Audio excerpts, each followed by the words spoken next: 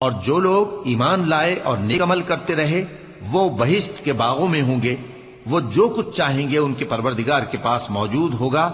یہی بڑا فضل ہے، یہی وہ انعام ہے جس کی اللہ اپنے ان بندوں کو جو ایمان لاتے اور عمل نیک کرتے ہیں بشارت دیتا ہے۔ کہہ دو کہ میں اس کا تم سے کچھ صلہ نہیں مانگتا مگر تم کو قرابت کی محبت کا لحاظ تو چاہیے، اور جو کوئی نیکی کرے گا ہم اس کے لیے اس میں ثواب بڑھائیں گے،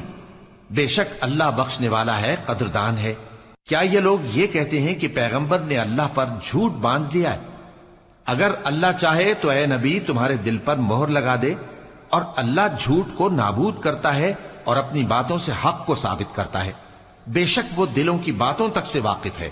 اور وہی تو ہے جو اپنے بندوں کی توبہ قبول کرتا ہے اور ان کے قصور معاف فرماتا ہے، اور جو کچھ تم کرتے ہو وہ جانتا ہے۔ اور جو لوگ ایمان لائے اور عمل نیک کرتے رہے ان کی دعا قبول فرماتا اور ان کو اپنے فضل سے مزید عطا کرتا ہے، اور جو کافر ہیں ان کے لیے سخت عذاب ہے۔ اور اگر اللہ اپنے سب بندوں کے لیے رزق میں فراخی کر دیتا تو وہ زمین میں فساد کرنے لگتے، لیکن وہ جس قدر چاہتا ہے اندازے کے ساتھ نازل کرتا ہے، بے شک وہ اپنے بندوں کو جانتا ہے، دیکھتا ہے۔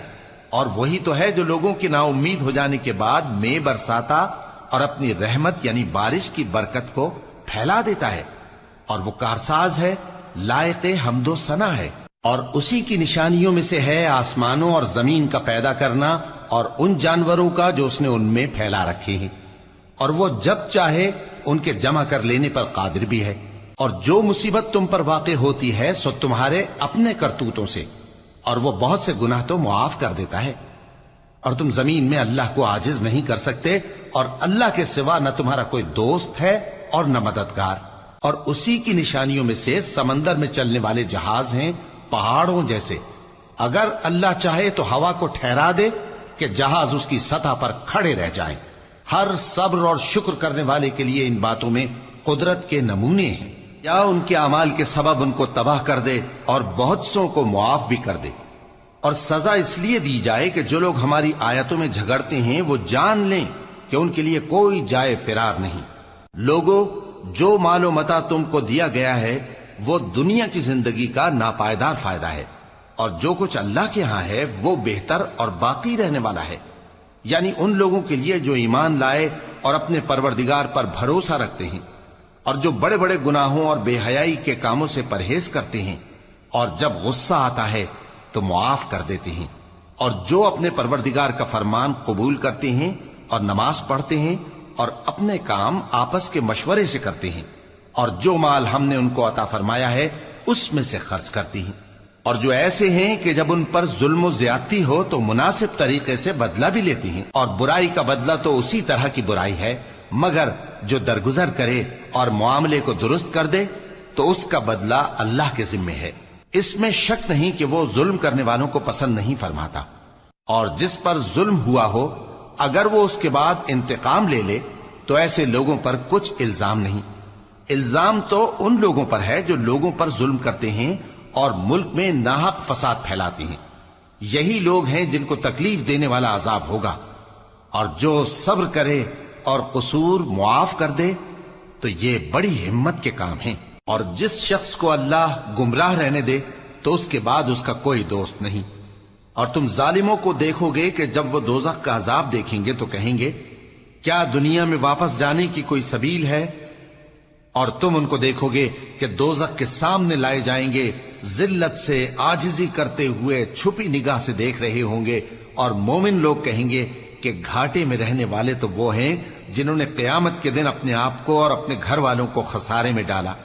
دیکھو کہ بے انصاف لوگ ہمیشہ کے دکھ میں پڑے رہیں گے، اور اللہ کے سوا ان کے کوئی دوست نہ ہوں گے کہ اللہ کے سوا ان کو مدد دے سکیں، اور جس کو اللہ گمراہ رہنے دے اس کے لیے ہدایت کا کوئی رستہ نہیں۔ ان سے کہہ دو کہ قبل اس کے کہ وہ دن جو ٹلے گا نہیں اللہ کی طرف سے آ موجود ہو، اپنے پروردگار کا حکم قبول کر لو۔ اس دن تمہارے لیے نہ کوئی جائے پناہ ہوگی اور نہ تم سے گناہوں کا انکار ہی بن پڑے گا۔ پھر اگر یہ منہ پھیر لیں تو ہم نے تم کو ان پر نگہبان بنا کر نہیں بھیجا، تمہارا کام تو صرف احکام کا پہنچا دینا ہے۔ اور جب ہم انسان کو اپنی رحمت کا مزہ چکھاتے ہیں تو وہ اس سے خوش ہو جاتا ہے، اور اگر ان کو انہی کے اعمال کے سبب کوئی سختی پہنچتی ہے تو سب احسانوں کو بھول جاتا ہے۔ بے شک انسان بڑا ناشکرا ہے۔ تمام بادشاہت اللہ ہی کی ہے، آسمانوں کی بھی اور زمین کی بھی۔ وہ جو چاہتا ہے پیدا کرتا ہے، جسے چاہتا ہے بیٹیاں عطا کرتا ہے اور جسے چاہتا ہے بیٹے بخشتا ہے، یا ان کو بیٹے اور بیٹیاں دونوں عنایت فرماتا ہے،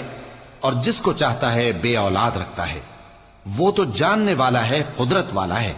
اور کسی آدمی کے لیے ممکن نہیں کہ اللہ اس سے بات کرے مگر وحی کے ذریعے یا پردے کے پیچھے سے یا کوئی فرشتہ بھیج دے تو وہ اللہ کے حکم سے جو اللہ چاہے القا کرے۔ بے شک وہ بلند و برتر ہے، حکمت والا ہے۔ اور اسی طرح ہم نے اپنے حکم سے تمہاری طرف روح القدس کے ذریعے سے قرآن بھیجا ہے۔ تم نہ تو کتاب کو جانتے تھے اور نہ ایمان کو،